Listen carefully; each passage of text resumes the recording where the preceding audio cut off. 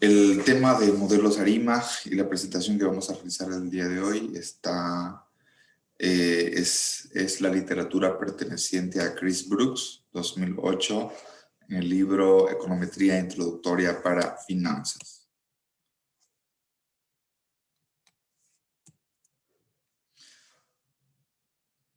¿Cuál es el objetivo en modelos de series de tiempo que son univariados? Básicamente, este tipo de modelos univariados significa de que solamente existe una sola variable. Y al tener solamente una variable, por lo tanto, ¿cuál es el objetivo? El objetivo es realizar pronósticos sobre una variable a partir de la información contenida en sus propios valores pasados. Y aquí vamos a hacer la definición de algunos conceptos importantes en notación. Algo que se conoce, por ejemplo, como proceso estacionario o proceso estrictamente estacionario, y lo que es un proceso débilmente estacionario. ¿Qué significa un proceso estrictamente estacionario? Básicamente consiste en que la probabilidad de que los valores futuros de una serie, llamemos la serie YT, será exactamente igual a la secuencia de los valores pasados de la YT. Algo que es importante también mencionar en este tipo de modelos es que cuando yo digo el futuro será exactamente igual al presente, es lo mismo que yo diga que el presente será exactamente igual que el pasado, ¿no? Entonces, básicamente esto es en economía lo que se conoce con el término de expectativas, ¿no? Y esas expectativas están direccionadas a que el rumbo o la esperanza será igual. Entonces, en series de tiempo, repito nuevamente, si digo el futuro dependerá del presente, es equivalente a decir que el presente depende del pasado. Aunque eso, si bien es cierto, es algo que se conoce como inercia, sin embargo, es un supuesto muy fuerte porque en muchos casos el presente no es igual al pasado, ni el futuro es exactamente igual al presente, ¿no? Existen cambios estructurales y existen, por otra parte, cambios de los entornos que hacen que esa premisa, que es bastante fuerte, no sea igual. Y por otra parte, también tenemos algo que se conoce como un proceso débilmente estacionario, que esto es lo que se conoce como variables estacionarias. Y básicamente son tres las características para que una serie sea estacionaria. Generalmente todas las series de tiempo usualmente tienen tendencias, y el tema de las tendencias es un problema en la econometría, porque si yo tengo dos series y estas series presentan tendencias, es decir, son series no estacionarias, y yo realizo una regresión, lo que va a llevar es que vamos a tener el problema de la regresión espuria. Regresión espuria significa regresión sin sentido. Un ejemplo de regresión sin sentido fue lo que mencionó Henry en 1980, cuando analizó dos variables. Una variable, por ejemplo, era el número de alcohólicos, ¿no? El número de alcohólicos, en el tiempo, el número de alcohólicos en Inglaterra tendía a crecer, era una variable no estacionaria. Y por otra parte, teníamos otra variable no estacionaria, es decir, una variable que presentaba tendencias, como era el número de sacerdotes ordenados. Entonces, ambas variables en el tiempo tendían a crecer. ¿Y cuál es el problema cuando ambas variables tienden a crecer? Posiblemente, si hacemos una regresión, los resultados van a ser estadísticamente significativos. Y ahí podemos tener una conclusión de que dos variables están directamente relacionadas cuando en realidad no lo están, ¿no? Básicamente la relación sale significativa por la tendencia. Entonces, cuando las variables presentan tendencias, se dice que son variables no estacionarias. Y por otra parte, las variables son estacionarias o débilmente estacionarias cuando cumplen tres propiedades. En primer lugar, la media de una serie es una constante para cualquier periodo del tiempo. Segundo, que la varianza y la covarianza igual son constantes y no dependen del tiempo, sino de la longitud del rezago. Entonces, estas tres características son importantes para poder modelar series de tiempo en un sentido estacionario o débilmente estacionario.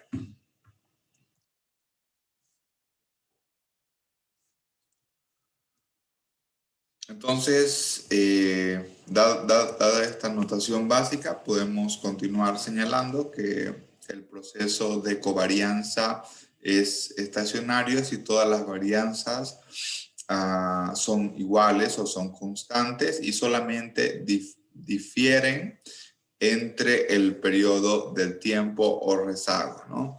Y esto de acá es conocido como una función de covarianza. Por otra parte, también la función de covarianza se conocen como funciones de autocovarianza. ¿Qué es lo que contiene una función de autocovarianza? Básicamente tenemos la serie YT, la cual es una diferencia con relación a su media, y tenemos una serie que es la serie YT, la cual podemos adelantar o podemos rezagar en el tiempo. Es la misma serie con valores adelantados o valores pasados y en relación con la media de sus valores adelantados o pasados. Y esto donde S pueden ser adelantos o pueden ser rezagos. Entonces, esto es lo que se conoce como una función de autocovarianza.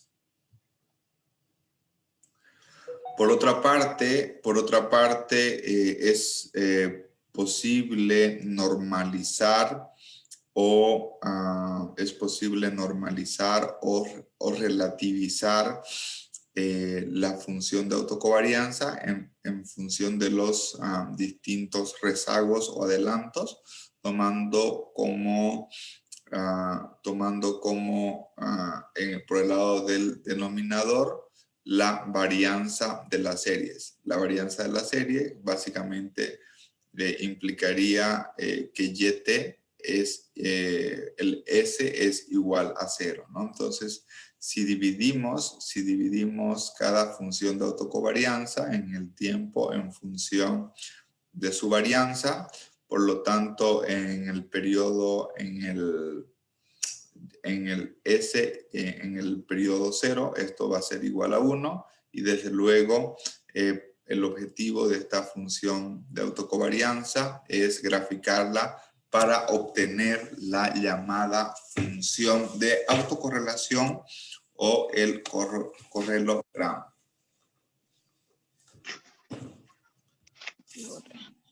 Su diapositiva en inglés.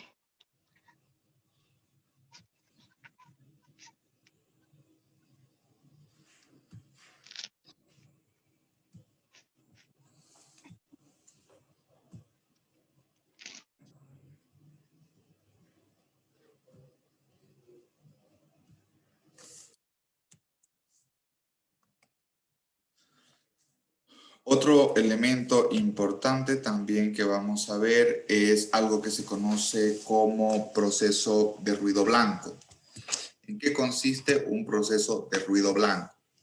Un proceso de ruido blanco es prácticamente una serie en la cual no existe una estructura discernible, en la cual no podemos identificar un patrón claramente establecido. De hecho, Un proceso de ruido blanco es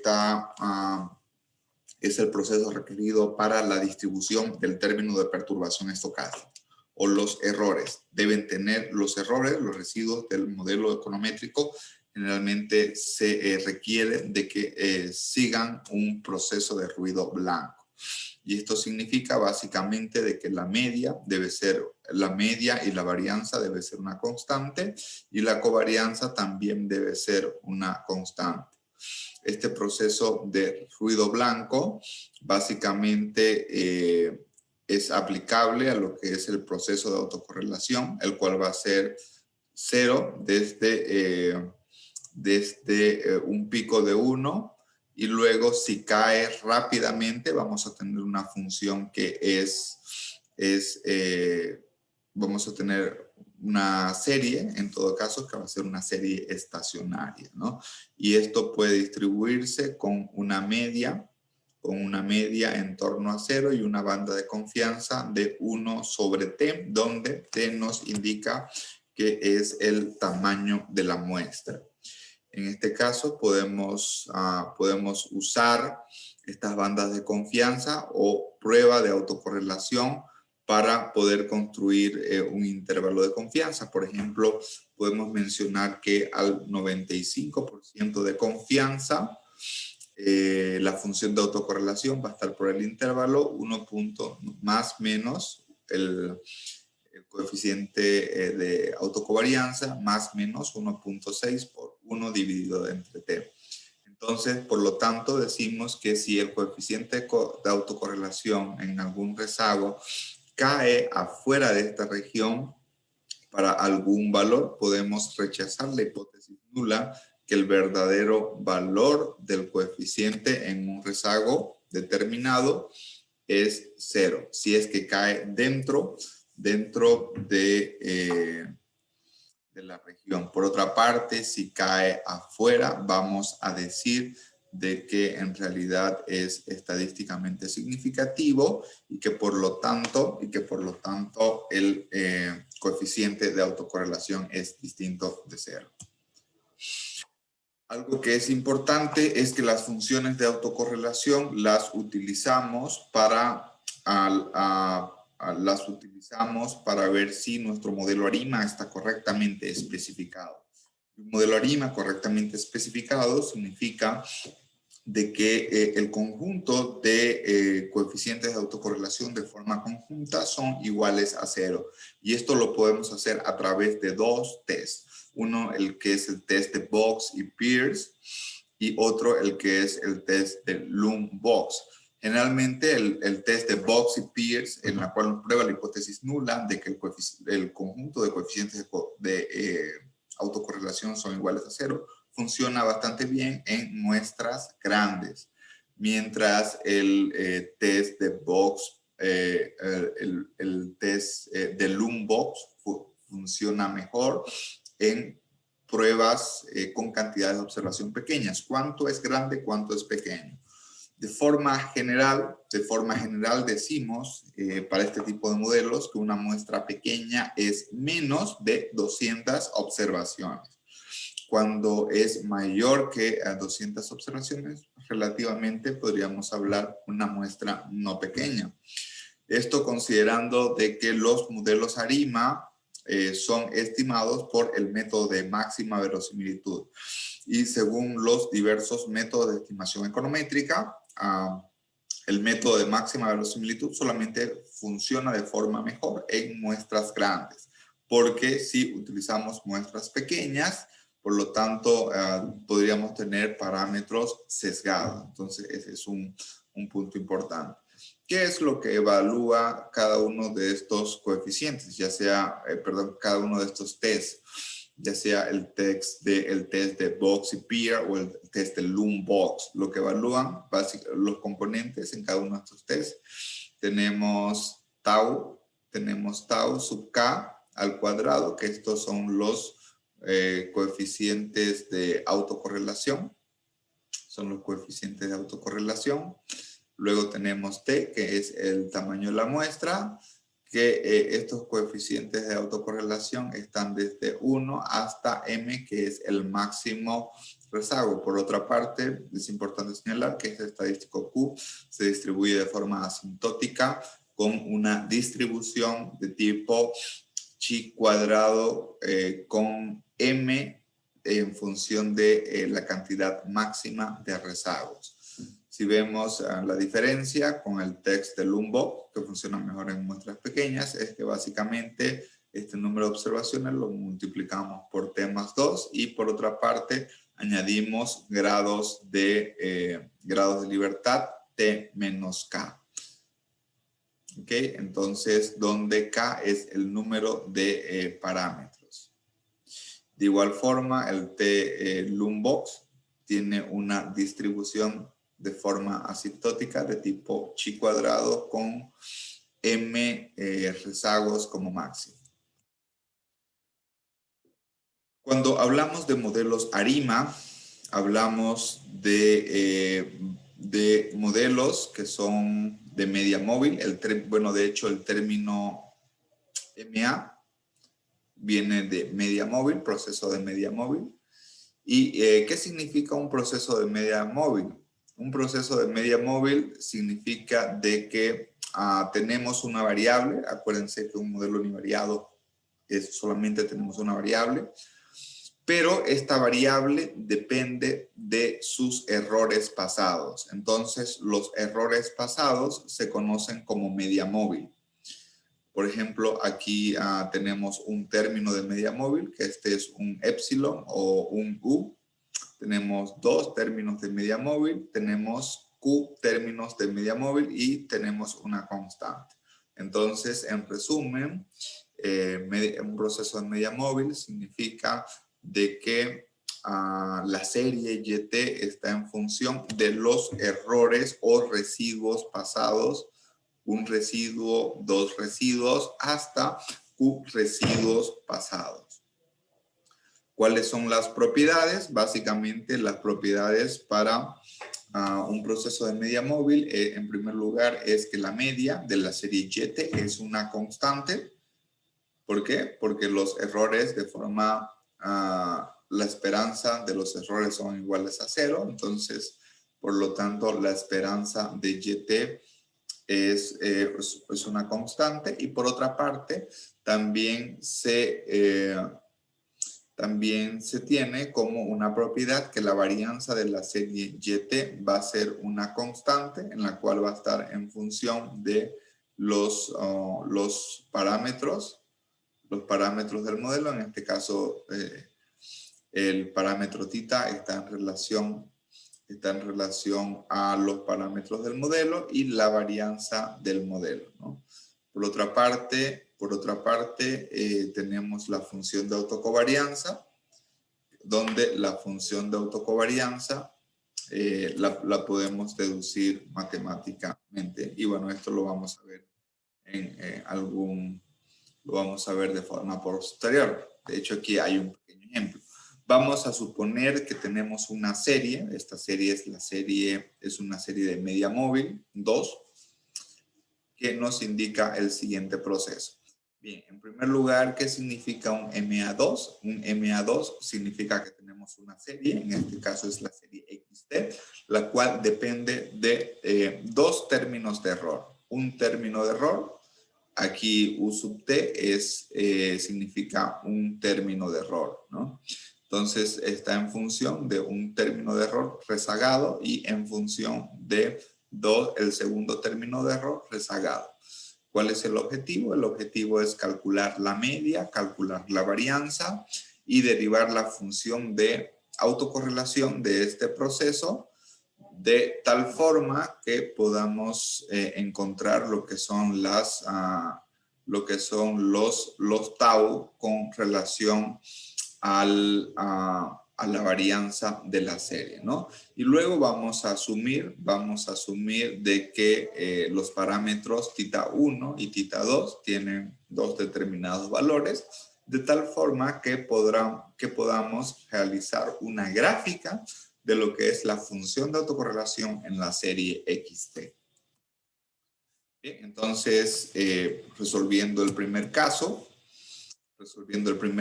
que lo que tenemos es calcular la media y la varianza de la serie XT. Entonces, en primer lugar, ¿qué es lo que asumimos? Lo que asumimos es que la esperanza del error es igual que 0 y también asumimos que la esperanza de todos los errores pasados para cualquier término sub i de igual forma es 0. Dado estos supuestos, si asumimos que la esperanza del error es 0, asumiendo que la esperanza del error con un rezago es igual a 0 y asumiendo que la esperanza del error con 2 rezagos es igual a 0, por lo tanto 0, 0, 0, vamos a tener que la esperanza de X es igual que 0, ¿no? Entonces, dado esto, lo que encontramos es la varianza, de X.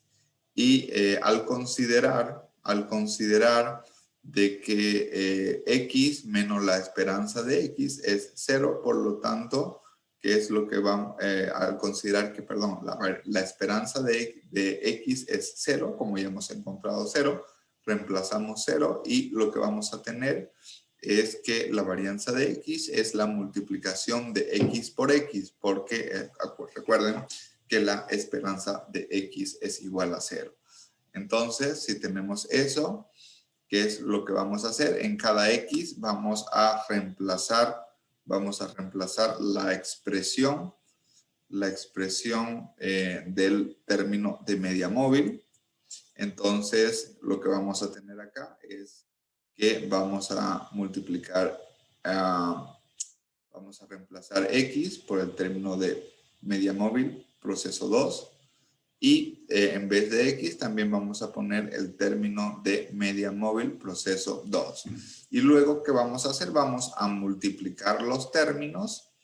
En este caso, por ejemplo, este U sub t lo vamos a multiplicar por U sub t y esto es U sub t al cuadrado. En el segundo caso vamos a multiplicar tita 1, U sub t menos 1 por tita 1, U sub t menos 2 y esto nos va a dar tita 1 al cuadrado, término ut menos 1 al cuadrado y finalmente vamos a multiplicar tita sub 2 ut menos 2 por el mismo término y esto nos va a dar tita 2 al cuadrado por u sub t menos 2 al cuadrado. Y luego, si aplicamos propiedades matemáticas, tendríamos que multiplicar términos cruzados. Sin embargo, todos los términos cruzados se asumen que son igual a 0. Porque se asumen que son iguales a 0 por el supuesto de la econometría que señala que los términos de error no están correlacionados. 0 covarianza, 0 relación entre los términos de error. Esto es el supuesto de no autocorrelación, ¿no? Entonces, asumiendo eso, por lo tanto, ¿qué nos va a quedar? Nos va a quedar U sub t al cuadrado, nos va a quedar toda esta expresión, todos los productos cruzados son iguales a 0. Y lo que vamos a hacer es que donde hay un error, donde hay un término de error al cuadrado, o un término de error al cuadrado t menos 1, t menos 2, lo vamos a reemplazar por sigma. Una vez que hemos reemplazado por sigma, el siguiente paso que vamos a hacer es factorizar. Y por lo tanto, cuando factorizamos sigma de esta manera, vamos a encontrar lo que es la varianza de la serie XT. La varianza de la serie siempre debe estar expresada en lo que son los parámetros del modelo y debe estar expresada en lo que es la varianza del modelo. Siempre. De esta forma, lo siguiente que vamos a hacer es realizar la función de autocorrelación, al menos para la función de autocorrelación con un rezago, con 2 rezagos y con 3 rezagos. En todos los casos, la esperanza de X va a ser igual a 0. Y por lo tanto, si la esperanza de X y la esperanza de X de menos 1, ¿por qué es un rezago? Porque aquí estamos incluyendo un rezago. Como esto es igual a 0, por lo tanto, lo único que vamos a multiplicar es la esperanza de X por X de menos 1. Y en vez de poner X, voy a poner lo que es el proceso de medida móvil con 2 rezagos. Y X de menos 1 voy a rezagar con un rezago adicional. Entonces, ¿qué vamos a hacer acá? Lo que vamos a hacer es hacer la multiplicación de los términos iguales. Los términos iguales, en este caso, que son al cuadrado, van a seguir vigente y los términos cruzados se van a hacer iguales a 0 por la propiedad de que no existe autocorrelación. ¿Okay? Entonces, de esta forma podemos determinar lo que es la función de autocorrelación en un rezago.